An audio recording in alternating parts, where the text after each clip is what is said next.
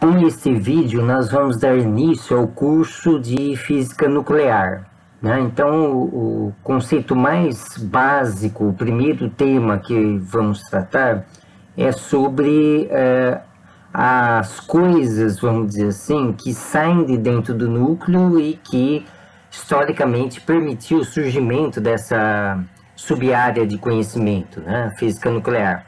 Então, nós vamos falar sobre a radioatividade alfa, beta e gama. Bom, o que seria a radioatividade alfa, beta ou gama? Primeiro, a palavra radioatividade, o que ela significa, né?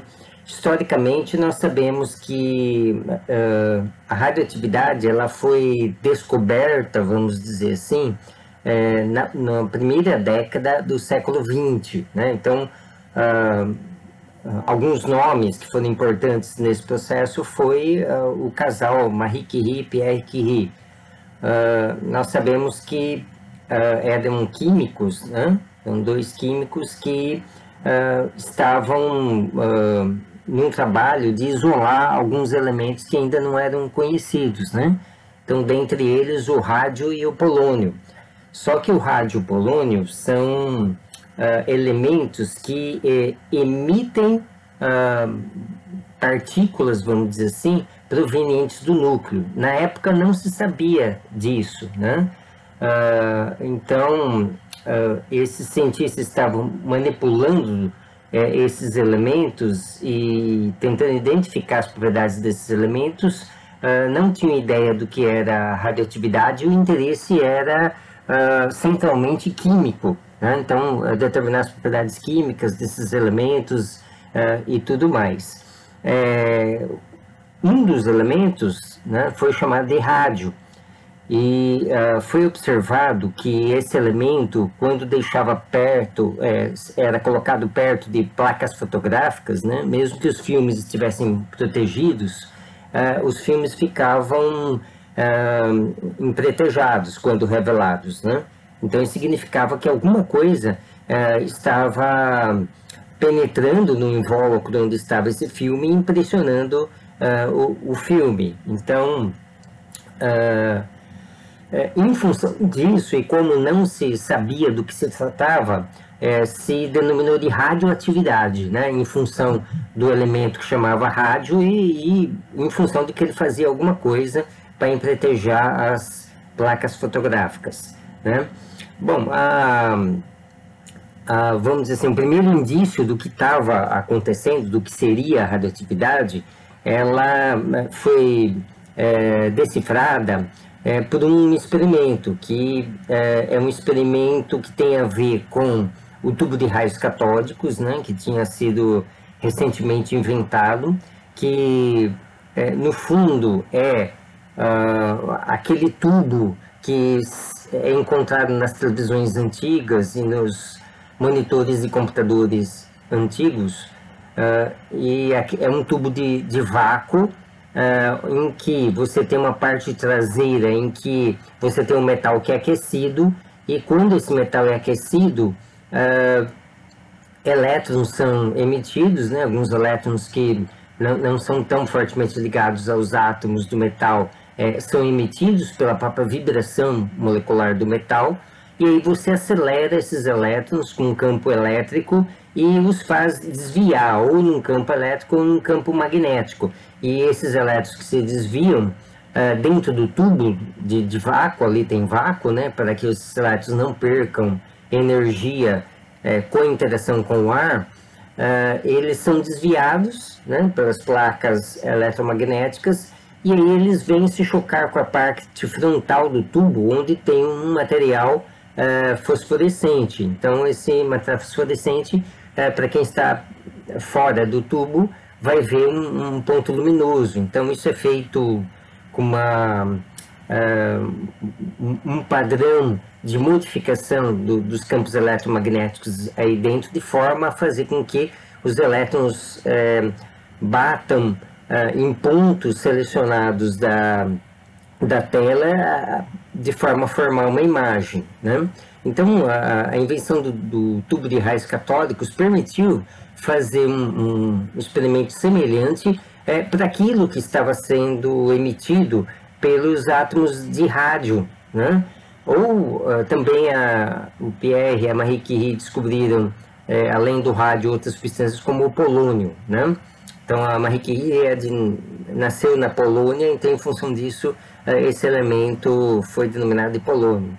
Então, se você colocar aqui dentro de um bloco de chumbo, né, um pouco de rádio, um pouco de polônio e fazer um furo de tal forma que você tenha um feixe vamos colocar assim, por enquanto, de radioatividade saindo desses átomos, né? Então você pode fazer com que esse feixe interaja com o campo elétrico aqui de duas placas, né? Lembrando que isso aqui tudo tem que ser feito no vácuo e dependendo do desvio que o feixe sofra, você pode identificar a carga e a massa também vamos dizer assim, dos constituintes desse feixe, né? Dos objetos quânticos, vamos dizer assim, que são constituintes desse feixe.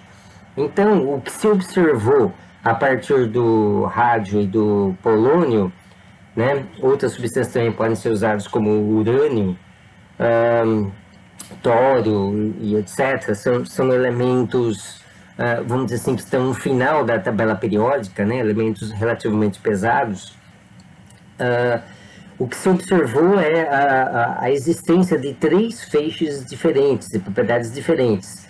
Então, um que não se desvia, que passa reto, todos esses feixes podem impressionar um filme fotográfico aqui ou uma placa fosforescente, né? Então, você tem um feixe que não é desviado, um feixe que é desviado pouco no sentido da carga negativa, ela é, digamos assim, atraído por cargas negativas, e outro feixe que se desvia mais, né, num raio de curvatura menor, portanto se desvia para mais longe aqui da parte central, que é atraída pelo lado positivo aqui das placas paralelas, né? Então, com isso é possível você dizer que essas coisas que saem desses átomos têm 3 naturezas diferentes, ou podem ser 3 tipos diferentes de coisas. Então, uma que não se desvia, então, portanto, não tem carga elétrica. Uma que tem carga elétrica positiva, que se desvia na direção, no sentido de onde está o polo negativo das placas, e uma que deve ter carga negativa porque se desvia para o lado positivo das placas. Então, esse feixe aqui ele tem carga negativa, esse não tem carga e esse tem carga positiva. E também se vê uma assimetria com relação ao raio de curvatura, né? Então, o que tem aqui carga negativa tem um raio de curvatura maior. Então, isso significa que deve ser alguma partícula com massa menor. Quanto menor a massa, mais ela vai se desviar porque a inércia é menor. Então, aqui eu tenho alguma coisa leve, que é negativo, uma coisa mais pesada, que é positivo, e também tem um feixe que não se desvia, portanto não tem carga. Bom, no começo, né, nas primeiras décadas, primeiros anos do século XX, não se tinha a mínima ideia do que seria essas partículas, ou do que seria constituídos esses feixes. Apenas se sabia qual que era a massa relativa e a carga relativa desses feixes. Então, por isso, se denominou esses feixes de alfa, beta e gama, né? Porque não sabia qual que é a natureza, na verdade, né? Nem se sabia de que parte do átomo, se era do núcleo da eletrosfera, esses feixes saíam. Porque também, na época, não se tinha um modelo muito eficiente de átomo, né? Então, lembrem-se que o modelo de Bohr, ele surge por volta de 1913,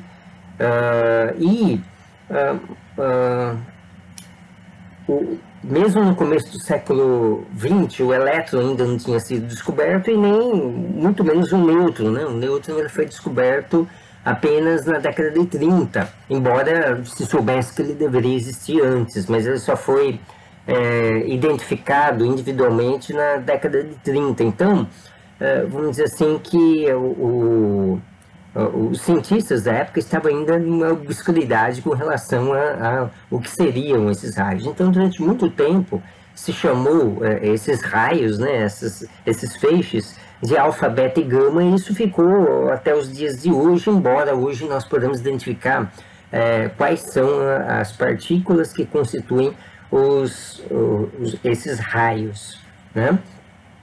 Bom, então vamos ver qual que é a natureza desses raios e quais são suas características.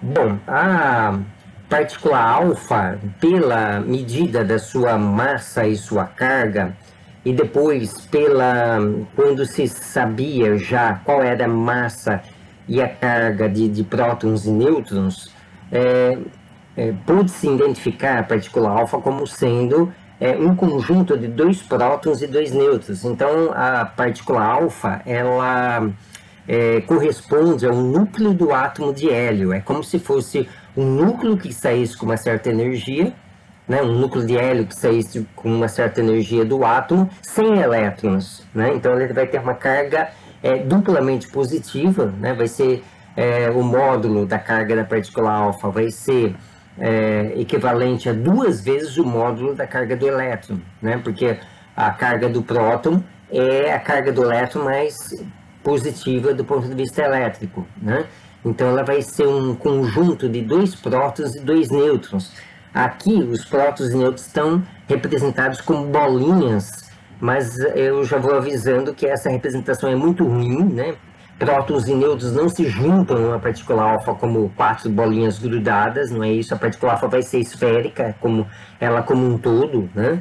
Então, da mesma forma que os elétrons dos átomos, prótons e nêutrons, eles vão ter que ser vistos como nuvens eletrônicas e vão ser nuvens eletrônicas que se superpõem, né? De tal forma que a partícula alfa é uma nuvem eletrônica meio que unitária, né, como uma coisa só, e ela tem um formato muito próximo do esférico. E os núcleos também têm um formato que é muito próximo do esférico e não pode ser visto como um conjunto de bolinhas como está representado aqui. Então, aqui é só um desenho, né, todos esses 3 desenhos são desenhos apenas para dar uma ideia, né, da constituição desses raios, das partículas que constituem esses feixes que saem dos átomos.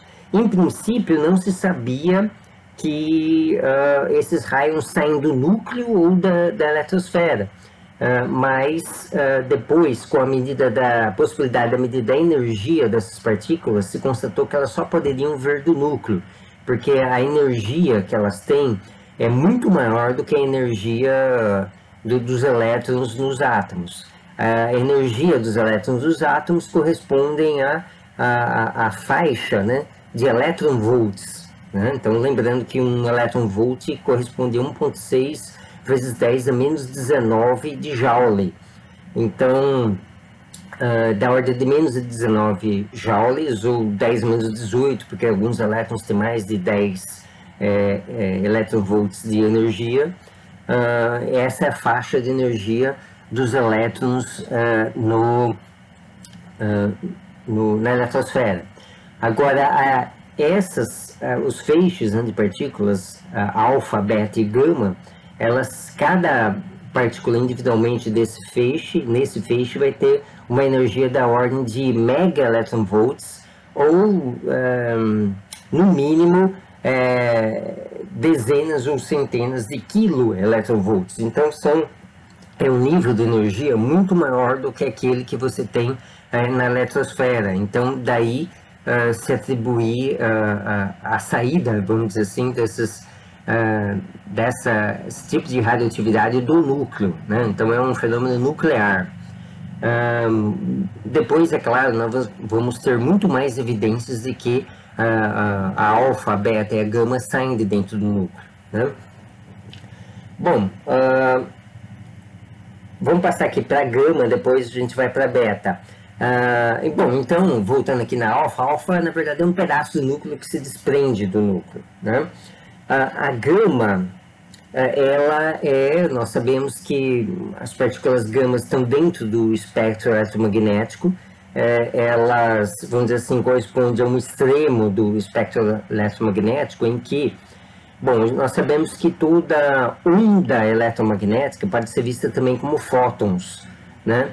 Então, a gama seria um fóton que está na faixa do espectro eletromagnético de gama. Então, essa faixa também corresponde a MeVs, ou pelo menos acima de dezenas de keVs. Pode ser de dezenas de keVs para cima, né? Então, isso é classificado como gama, né? Se for da ordem de keV, até dezenas de keVs, pode ser visto como raio-x, né? Mas a faixa de energia que as gamas saem do núcleo é da ordem de centenas de keVs ou mesmo MeVs, né? E, bom, nós estamos falando então de uma faixa do espectro eletromagnético que é bastante energético. Quando os fótons correspondentes a essa faixa são muito energéticos, então é muito difícil você ter feixes que são constituídos de uma quantidade enorme de gamas. Então essas gamas elas podem ser sentidas pelos detetores. Mais para frente a gente vai falar como são os detetores, como partículas, né? Por quê? Porque na taxa que elas são emitidas pelos núcleos é possível você identificar, vamos dizer assim, dependendo do tipo de instrumento de medida que você tiver, dependendo do tipo de detetor, elas individualmente, então elas vão se apresentar como partículas. Se a gente for para o outro extremo do espectro eletromagnético, que é o extremo das ondas de rádio, é muito difícil você ver um fóton individual na faixa do rádio, porque eu teria que abaixar muito a potência do sinal, né, de tal forma a poder ver fótons individuais. Normalmente, uma transmissão de baixa potência de rádio, ela é constituída por um número enorme de fótons, porque cada fóton individualmente tem uma energia muito baixa. Então você precisa de uma quantidade enorme para poder transmitir um sinal. Então você vai ver mais as propriedades coletivas e que vão... ou seja, você vai ver o sinal de rádio como uma onda, mais como onda do que uma partícula.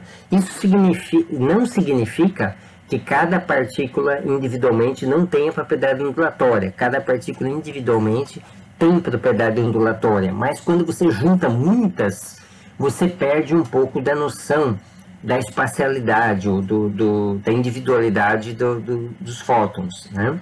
Então, na física nuclear, nós vamos lidar com o extremo de altas energias.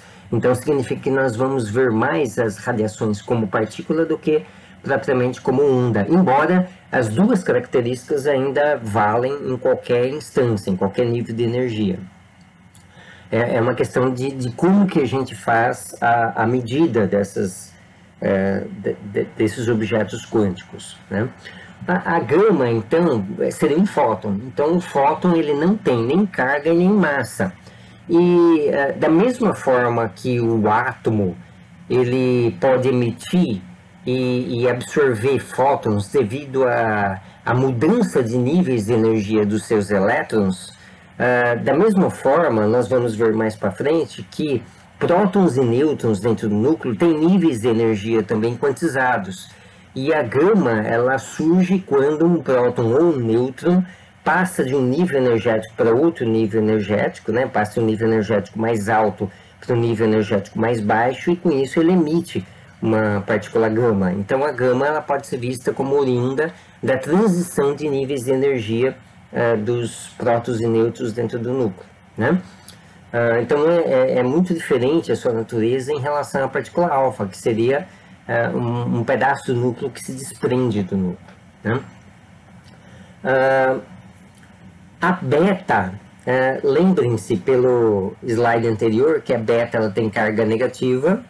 Bom, é possível a beta ter carga positiva também, vamos ver já, mas ordinariamente, quer dizer, para os elementos descobertos pelo Pierre Marie Curie e depois os elementos que vieram sendo descobertos a seguir e que são, digamos assim, mais abundantes, a emissão, né, correspondente a beta é de carga negativa, mas existem elementos, né, que são mais raros do ponto de vista da abundância isotópica deles, que podem emitir partículas beta mais também.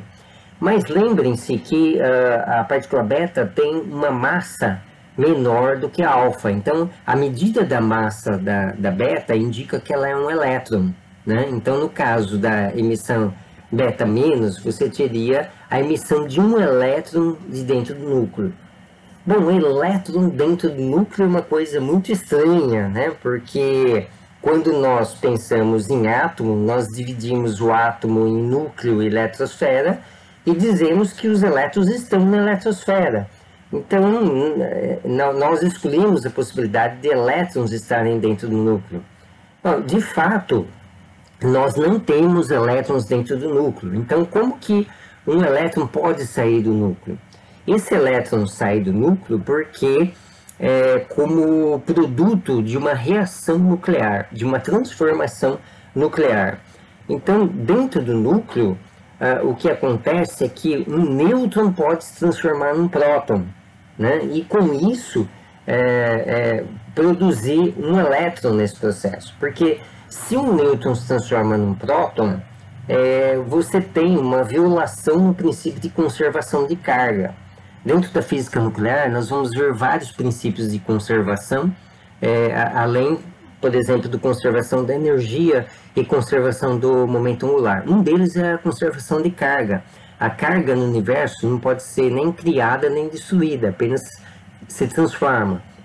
Então, se eu tivesse simplesmente que um nêutron se transforma num próton, eu teria a geração de uma carga positiva. Isso é proibido pelas leis da física. Então, junto com o próton, quando o nêutron se transforma no próton, tem que se criar também uma carga negativa correspondente, de tal forma que a soma das cargas positivas do próton e essa carga negativa que é criada dê nulo, da mesma forma que a carga anterior, que seria o nêutron, é nula, né? Então, eu não posso criar ou destruir carga. Se uma carga positiva é criada, eu tenho que criar junto uma carga negativa. Então, o elétron é criado na transição nêutron-próton, quando um nêutron se transforma no próton. E ele é criado aqui dentro, mas ele não consegue ficar dentro do núcleo. Daqui a pouco vamos ver por quê. Então, ele é emitido com uma energia correspondente à energia que os constituintes do núcleo têm, ou seja, da faixa de MeV ou centenas de kevs, né? Então, essa é a essência dos três tipos de radioatividade que se tem comumente, né? Bom, a gente poderia pensar aqui a seguinte coisa. Bom, por que em termos de prótons e nêutrons, eu posso ter a emissão de uma partícula alfa, que são 2 prótons e 2 nêutrons, e eu não posso ter a emissão de um nêutron ou um próton? Não seria muito mais provável que se desprendesse do núcleo apenas um próton ou um nêutron? Bom, não, né? A probabilidade de um núcleo emitir um próton individual ou um nêutron individual é extremamente baixa. Por quê? Porque um nêutron individualmente ou um próton individualmente teria um spin de meio H cortado. Então, nós sabemos que dentro do núcleo o spin exerce uma força muito forte, né? Nós vamos ver isso. Então, para que o núcleo pudesse emitir uma partícula com um spin diferente de zero, teria que haver uma força muito grande que quebrasse uma ligação tipo spin para cima e spin para baixo, né? Então, teria que ser uma força extremamente forte para fazer isso. Espontaneamente, pelas flutuações de energia próprias do núcleo, isso não pode acontecer, né? Então, poderia acontecer se nós bombardeássemos o núcleo com uma partícula bastante energética, talvez isso acontece, do desprendimento de nêutrons e prótons individuais. Mas, espontaneamente, isso não pode acontecer. Da mesma forma, o núcleo não pode emitir um par próton-nêutron, porque nós poderíamos pensar assim, um par próton-nêutron poderia ser um com spin para cima, outro com spin para baixo e ter um spin neutro, né? Então, nesse caso, esse conjunto não faria uma força espiniônica dentro do núcleo e poderia ser emitida. O problema é que, vamos ver também mais para frente, a energia de ligação entre um próton e um nêutron é muito fraca, então essa configuração não seria estável o suficiente para poder se separar do núcleo, né? Então, devido a essas características, é assim, provável que o núcleo possa, ao perder massa, digamos assim, ao perder um pedaço dele, que seja na forma de uma partícula alfa, porque o spin de uma partícula alfa é nulo, né? Então, sendo nulo, ela não pode exercer uma força espiniônica com outras partes do núcleo. Então, por esse motivo, o núcleo pode emitir uma partícula alfa e não prótons e nêutrons individualmente, né? Então, essencialmente, no grosso, os três tipos de emissão que provavelmente pode acontecer de um núcleo instável, né? É importante dizer que radioatividade não é propriedade de qualquer núcleo, né? Nem todos os núcleos constituem elementos radioativos, não? Então, por exemplo, o carbono 12, o oxigênio 16, o nitrogênio 14 são elementos estáveis e que não emitem radioatividade, né? Então, só alguns núcleos que vão ter uma certa probabilidade desse tipo de emissão. Bom, já que em algumas emissões, alguns casos de radioatividade, o núcleo emite partículas que tenham massa e carga, não é o caso da emissão gama, mas quando isso acontece, você emite um objeto quântico que tenha carga e massa, é lógico que o núcleo não vai permanecer do mesmo tipo que ele era antes. Então vai haver uma mudança no tipo de núcleo que se tem. Então essa mudança é chamada de transmutação, né? Então vamos pegar um exemplo, o exemplo do rádio. O rádio 226 é o isótopo mais abundante que existe do rádio, né? Então o número atômico do rádio corresponde a 88. Então nós podemos representar assim, ou na verdade nós podemos botar esses números aqui em qualquer posição em torno do símbolo do elemento, né? Mas 88 é o número atômico e 226 é a massa atômica do rádio. Nós estamos falando em física nuclear usando a palavra atômica, mas é historicamente o termo que ficou, né? Então, o que é um número atômico? Eu lembro que o número atômico equivale ao número de prótons que se tem no núcleo, e a massa atômica seria a soma de prótons e nêutrons. Então, aqui nós temos 88 prótons e o número de nêutrons seria 226 menos 88. Né? Aí corresponderia ao número de nêutrons. A gente vê que tem muito mais nêutrons do que prótons para o rádio, né? Mas esse aqui é o isótopo mais abundante.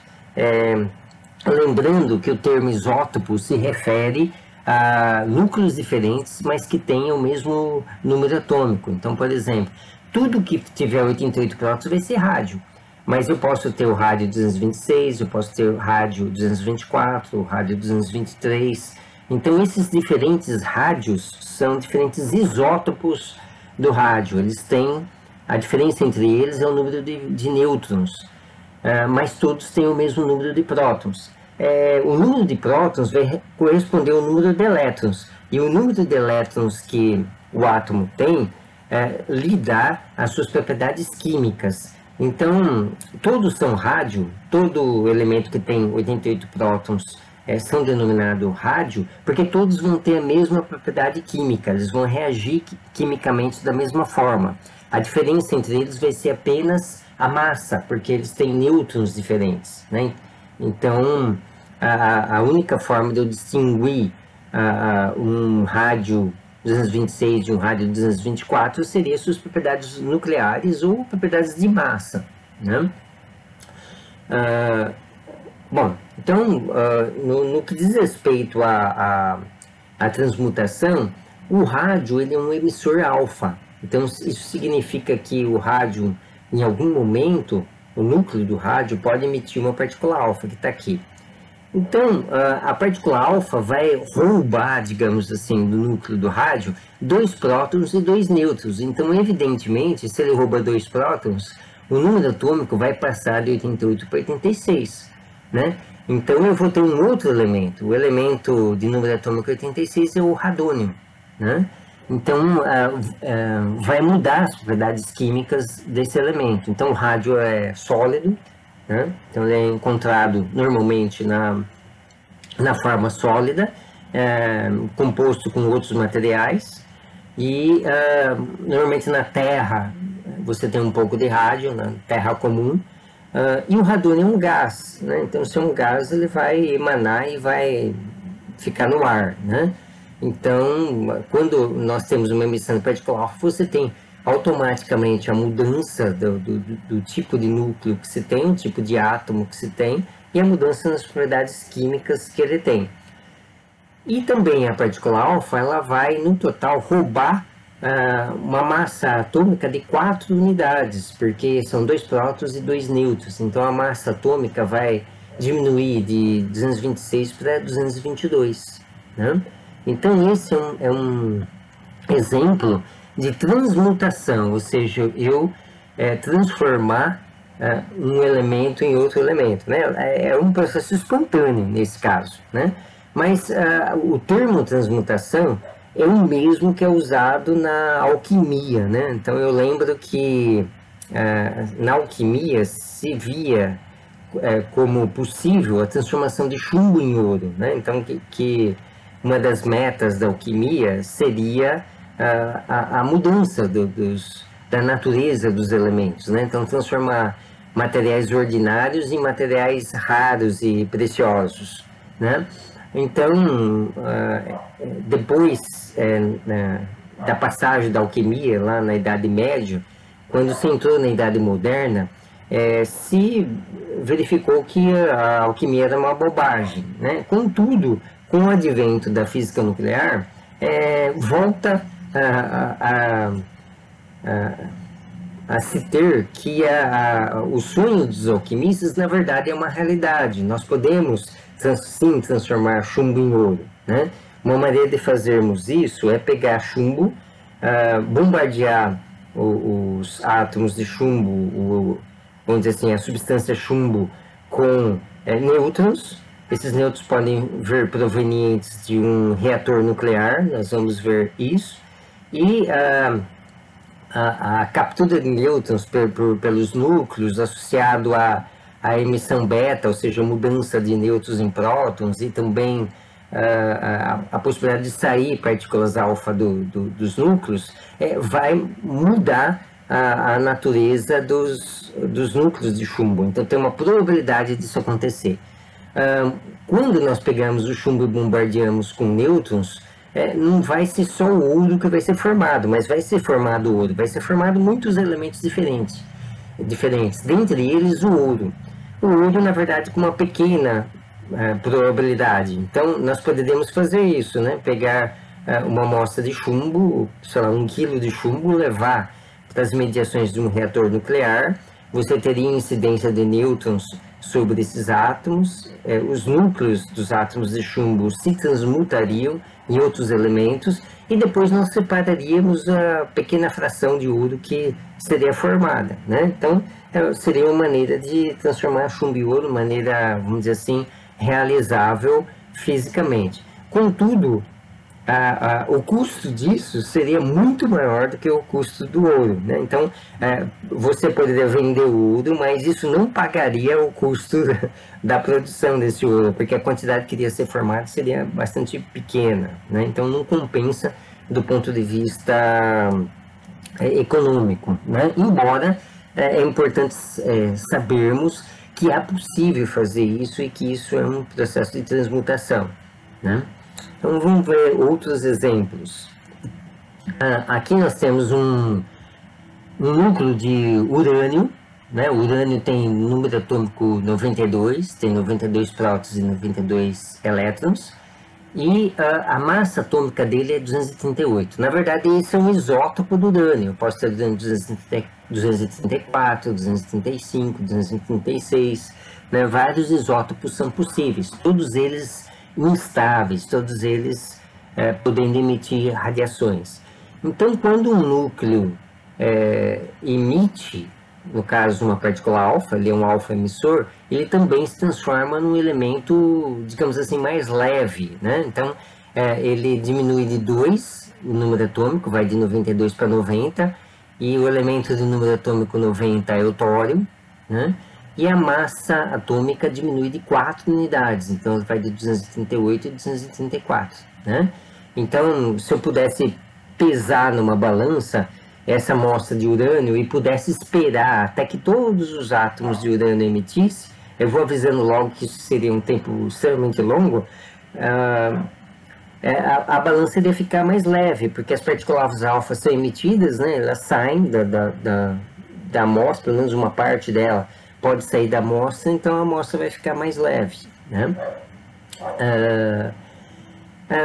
Bom, a partícula alfa ela pode também perder toda essa energia dentro da sua própria amostra, mas uma vez que ela perca essa energia, ela vai se transformar num átomo de hélio, porque ela vai capturar elétrons, né, em torno dela, e esses elétrons são muito abundantes na natureza, vai se transformar num átomo de hélio, e um dia esse hélio aí vai escapar da amostra e ir para o ar, né? Então, no fundo, a emissão de partícula alfa é um caso, de fato, de perda de massa da amostra, né? Agora vamos ver o decaimento beta-.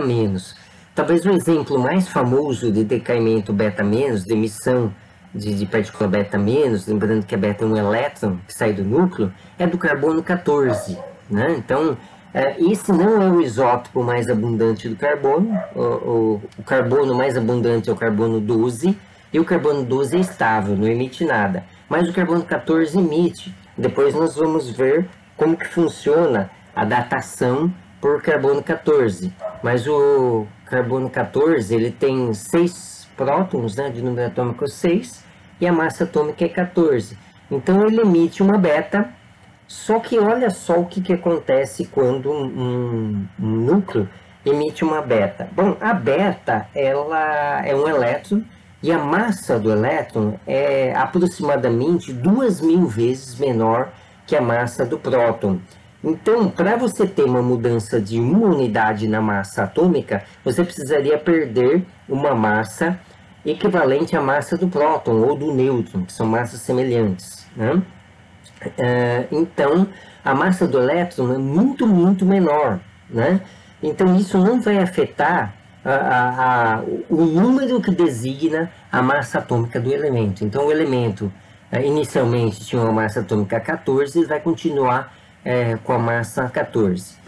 Isso pode ser entendido também. Veja bem, a massa atômica ela não é exatamente qual que é a massa real e precisa em quilos de um átomo, né? Você, quando emite uma partícula beta, como o elétron tem uma massa pequenininha, vai haver, de fato, uma perda pequenininha de massa desses núcleos, né? Mas a definição de massa atômica que nós estamos usando é simplesmente a soma de prótons e nêutrons. No decaimento beta, nós temos que, beta-, né? Nós temos que um nêutron se transforma num próton. Então, como um nêutron se transforma num próton, você não tem propriamente uma mudança no número total de nucleons que é nucleon? Ou é próton ou é nêutron, né? É o nome genérico que nós damos a prótons e nêutrons dentro do núcleo. Então, no decaimento beta, você não tem uma mudança do número de nucleons pertencentes ao núcleo. Então, se tinha 14 nucleons, vai continuar tendo 14 nucleons. Foi apenas um nêutron que se transformou num próton, né? Agora, se um nêutron se transformou num próton, surgiu um próton a mais no núcleo. Ao surgir um próton a mais no núcleo, o elemento mudou de número atômico, né? Então ele foi de 6 para 7, eu tenho que acrescentar 1 no número atômico. Então o elemento deixou de ser o carbono, o átomo deixou de ser um átomo de carbono, ele vai ser um átomo de nitrogênio, né? Isso vai proporcionar também uma mudança do número de elétrons nesse átomo, né? Porque para o átomo se equilibrar eletricamente, ele vai ter que capturar um elétron do meio ambiente. Então, isso ele captura, não tem problema, porque os elétrons no ar, nos materiais, os elétrons eles são muito volúveis, eles vão com qualquer um, né? Então, se você ter qualquer íon, ou qualquer átomo que esteja ionizado positivamente, ele vai captar um elétron que está por aí, né? Os elétrons são muito promíscuos, vamos dizer assim, né? Eles vão com qualquer um, tá? Então, você efetivamente vai ter um átomo de carbono que se transmuta para um átomo de nitrogênio e com isso você emite uma partícula beta.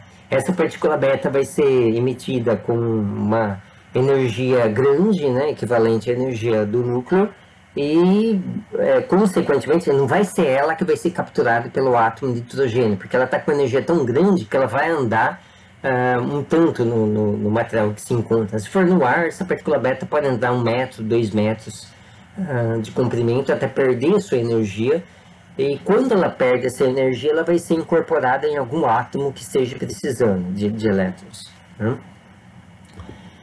Um outro exemplo de decaimento beta-, relativamente famoso, é o do césio 137. Veja bem, nós vamos nomear os elementos pela sua massa. Se eu falo que é césio, eu não preciso dizer que é 55, porque todo césio tem 55 prótons e elétrons, né? Então, ao denominar césio, eu não preciso dizer que é 55, mas eu preciso dizer, do ponto de vista nuclear, qual que é o isótopo, né? Porque dependendo do isótopo, eu vou ter diferentes propriedades nucleares. Ele pode emitir, por exemplo, radiações diferentes, né? O termo radiação também, cabe fazer um parêntese, que ele é muito, digamos assim, impreciso. Os físicos nucleares costumam denominar alfa, beta e gama como radiação. Então, o elemento está emitindo radiação alfa.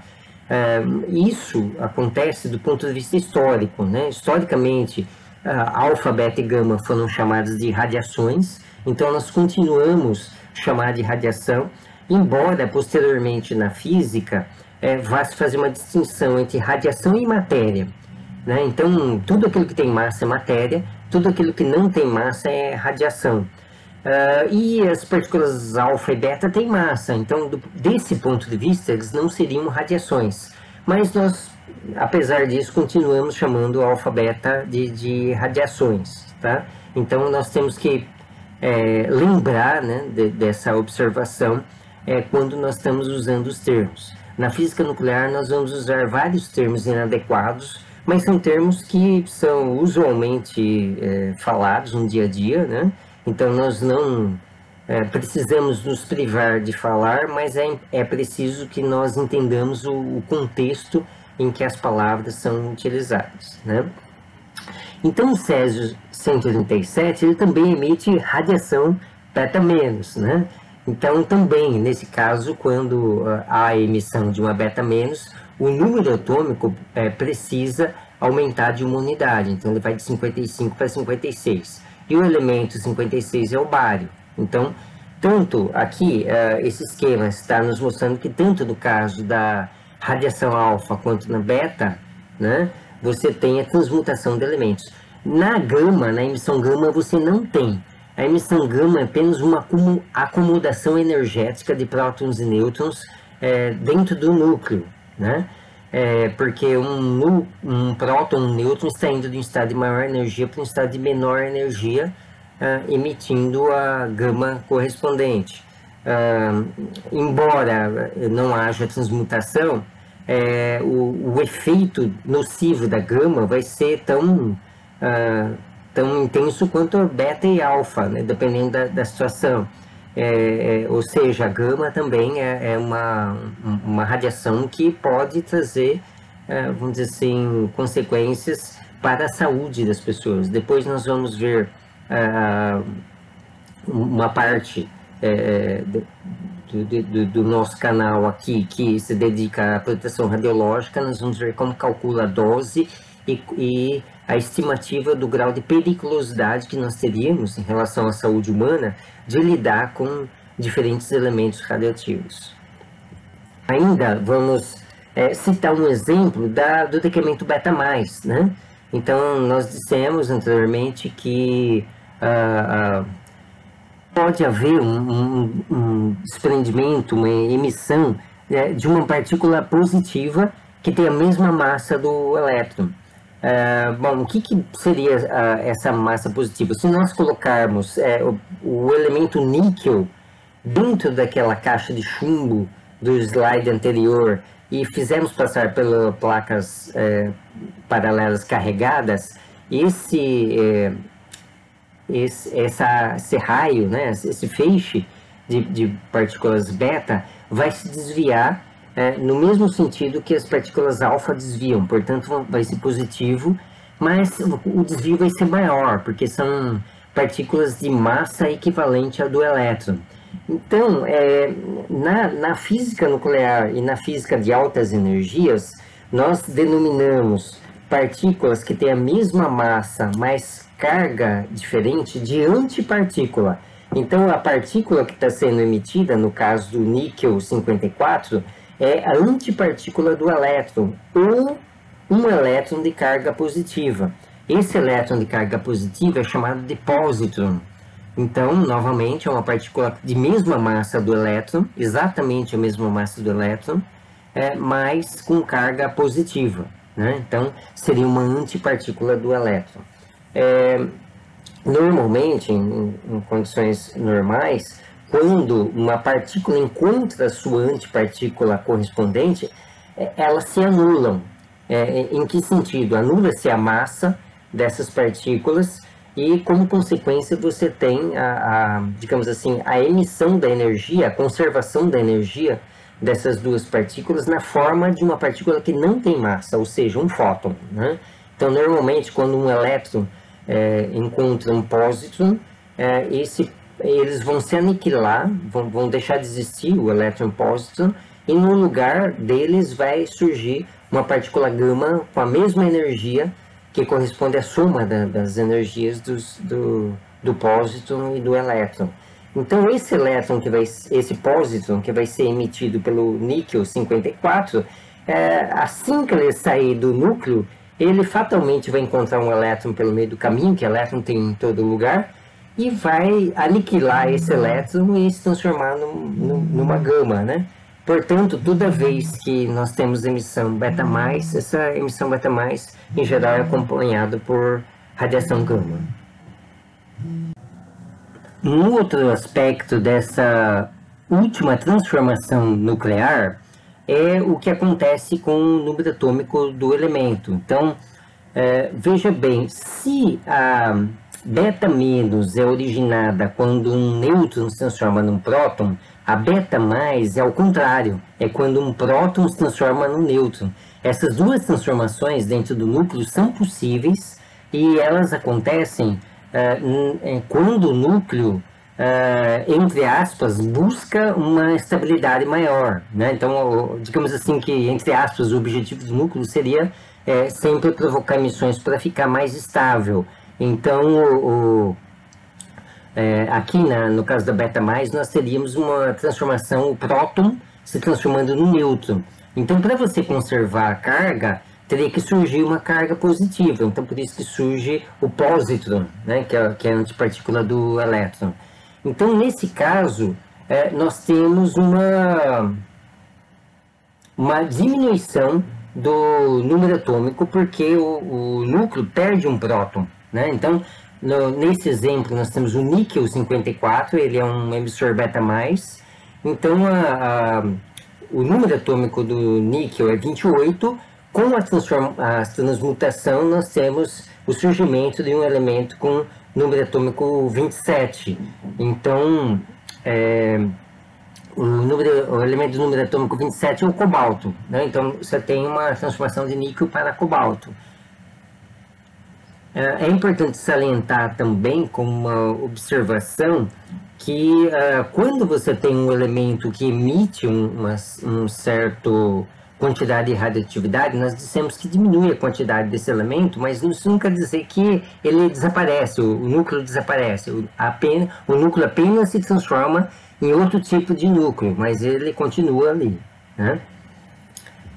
Bom, vamos ver um pouquinho mais o que acontece no decremento beta, tanto no beta- quanto no beta+. Então, no beta-, como dissemos, você tem um nêutron que se transforma num próton, e para se conservar a carga, ou seja, a carga antes da transformação era neutra, a carga depois da transformação tem que continuar neutra para conservar. Então, como o próton tem carga positiva, você tem que colocar uma partícula negativa para que ainda a soma do positivo com o negativo aqui continue dando nulo. Então, quer dizer, esse tipo de reação, ou transformação, ela não viola o princípio de conservação de carga. No entanto, essa transformação, como ela está escrita aqui, ela viola a conservação de uma outra grandeza física, que é o momento angular, né? Não é uma transformação que pode conservar o momento angular. Por quê? O nêutron, ele tem spin meio, né? Então, o próton também tem spin meio e o elétron também tem spin meio. Então, esse tipo de transformação pode levar um spin meio do nêutron a um spin aqui ou igual a 1 ou igual a 0. Será igual a 0 se o spin do próton e elétron estiverem antiparalelos, ou seja, de um para cima e outro para baixo. Aí a soma dos dois daria 0. Então, nesse caso, eu teria antes da reação um spin meio e depois da reação um spin 0. Eu não conservei a quantidade de momento angular.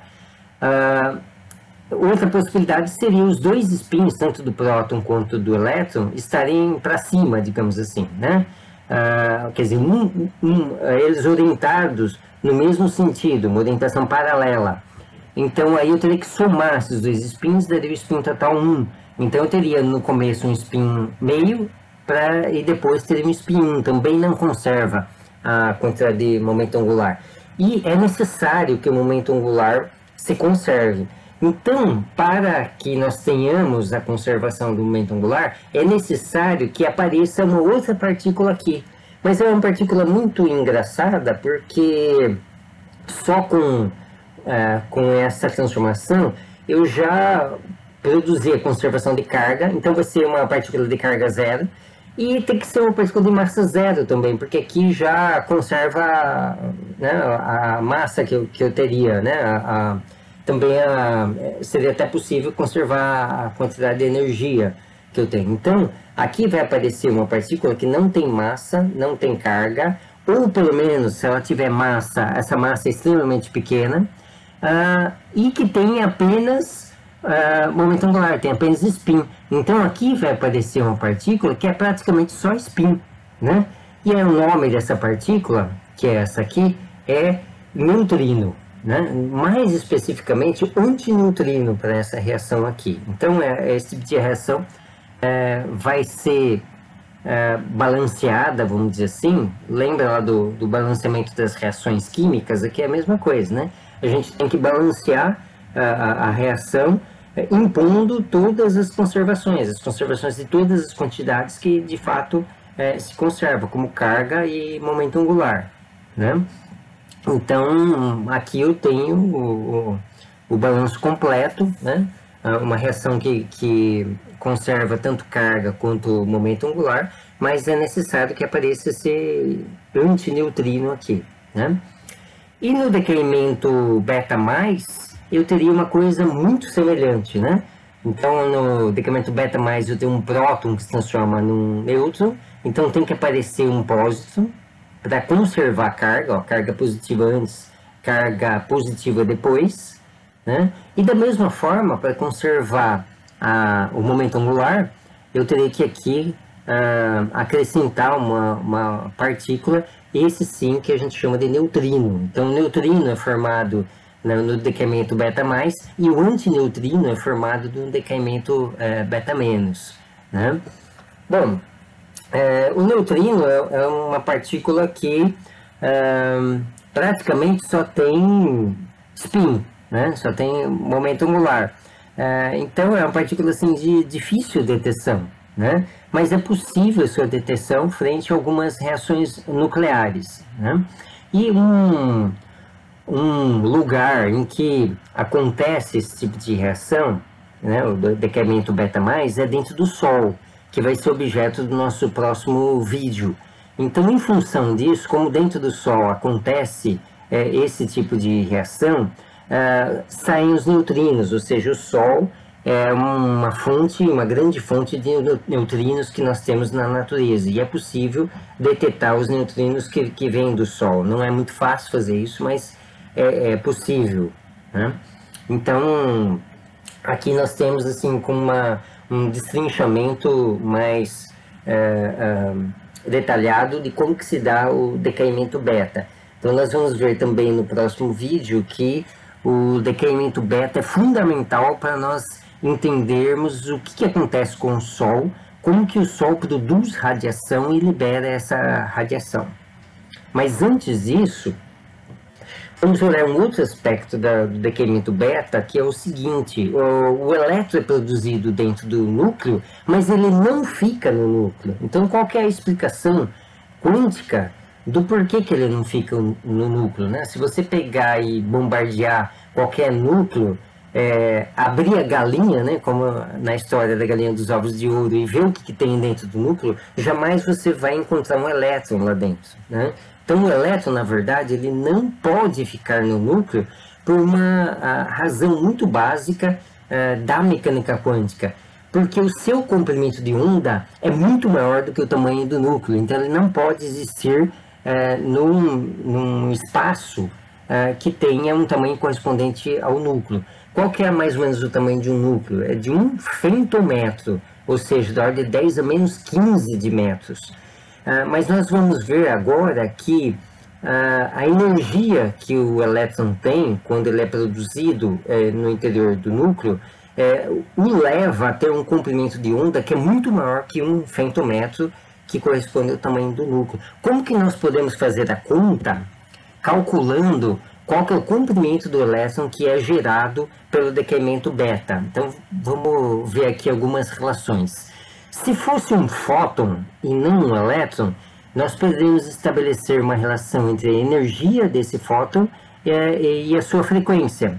E nós sabemos que a frequência do fóton está relacionado com o seu comprimento de onda. Então, nós teremos uma relação entre energia e comprimento de onda que seria simplesmente inversamente proporcional, e o constante de proporcionalidade seria o produto da constante de Planck pela velocidade da luz, né? Então, de uma forma geral, a gente vê que quanto maior a energia, menor o comprimento de onda. Isso vai ser verdade para o elétron também, mas não dessa forma, né? Essa relação aqui, ela não vale para o elétron, só vale para o que é radiação, ou seja, aquelas coisas que não têm massa, e não para aquilo que tem massa. Então, qualquer partícula, vamos dizer assim, embora o termo partícula seja bem impreciso para nós entendermos o que acontece do ponto de vista nuclear, mas vamos nos permitir chamar de partícula. Lembrem-se que os objetos quânticos não são meramente partículas, é um termo muito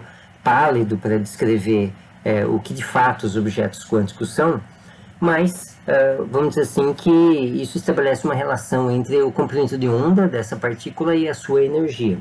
Para o elétron, que tem massa, nós vamos tentar deduzir uma relação que também estabelece uma conexão entre o seu comprimento de onda e a sua energia, né? Mas vamos partir de outro princípio, que é a relação momento-comprimento de onda estabelecida por de Broglie, né? Então, a relação de Broglie.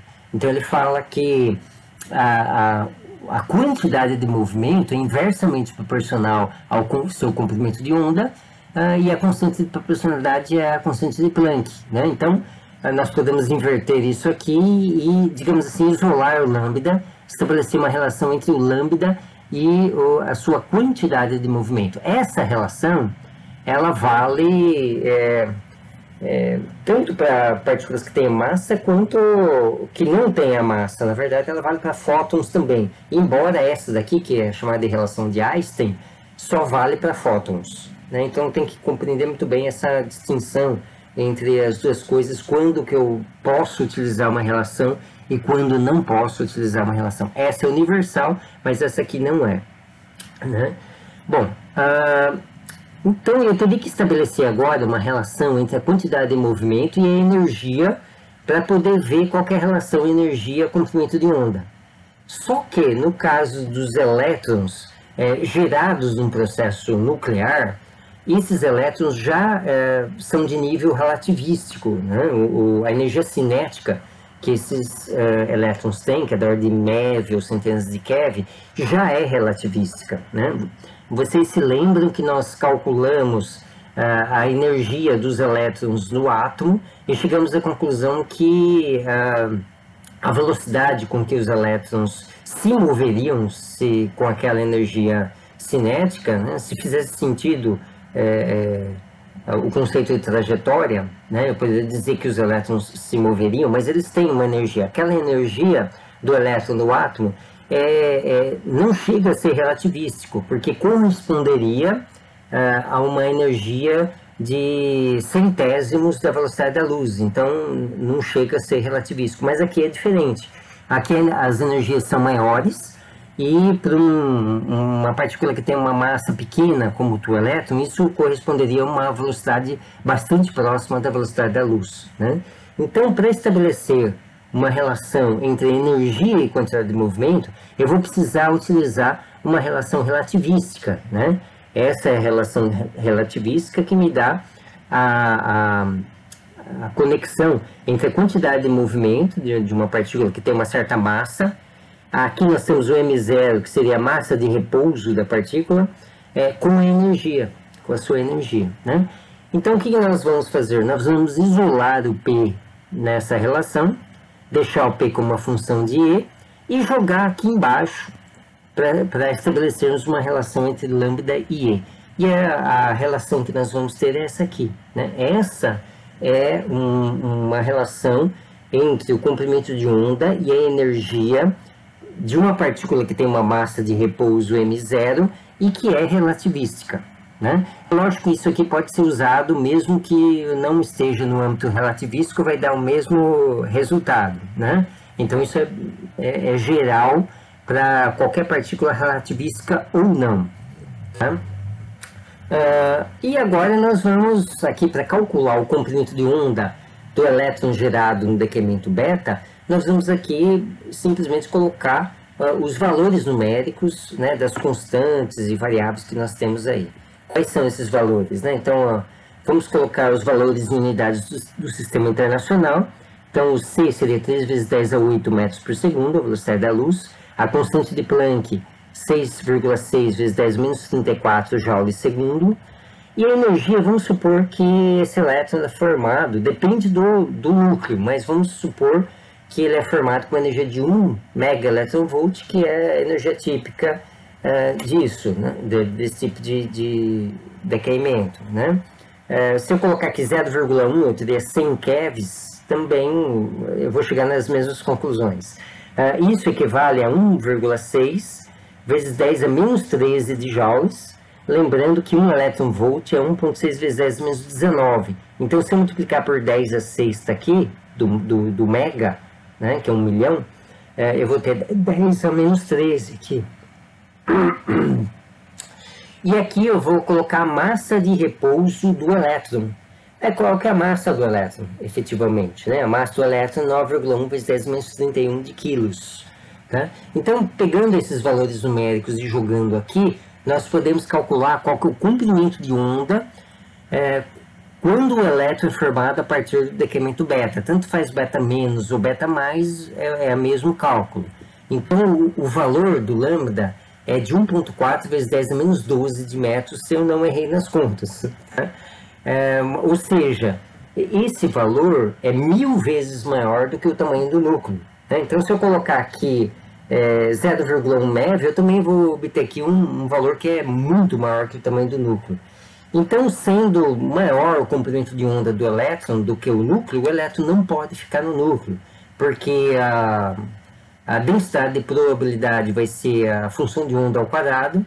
Então, isso significa que eu vou ter muita probabilidade do elétron estar fora do núcleo. Então, se essa probabilidade é grande, o elétron vai estar fora do núcleo, né?